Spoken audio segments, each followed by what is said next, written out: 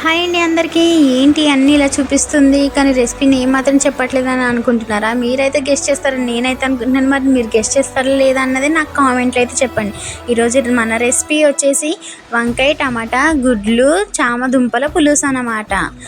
మేమైతే ఇలా చేసుకుంటాం, మరి మీరైతే ఎలా చేసుకుంటారో మరి నాకైతే తెలియదు. మీరైతే ఒకవేళ చేసేటట్టు అయితే నాకైతే కామెంట్లో చెప్పండి. ఫస్ట్ ఒక కడాయి పెట్టుకొని ఆయిల్ వేసుకొని పచ్చిమిర్చి కొంచెం కరివేపాకు వేసుకొని బాగా వేగిన తర్వాత ఆనియన్స్ వేసుకొని దాంట్లో కొంచెం ఉప్పు వేసుకొని కొంచెం సేపు ఆగి బాగా టమాటా ముక్కలు వంకాయ ముక్కలు అవన్నీ బాగా మగ్గించిన తర్వాత చామదుంపలు వేసుకొని కొంచెం చిటికెడు పసుపు మీకు తగినంత కారం వేసుకొని బాగా మిక్స్ చేసుకోండి. మిక్స్ చేసుకున్న తర్వాత మనం కలిపి పెట్టుకున్న చింతపండు పులుసు ఉంది కదా, ఆ పులుసు కూడా దాంట్లో వేసుకొని రెండు కుతమన్న తర్వాత గుడ్లు కూడా దాంట్లో దింపుకొని కొత్తిమీర జల్లుకోండి.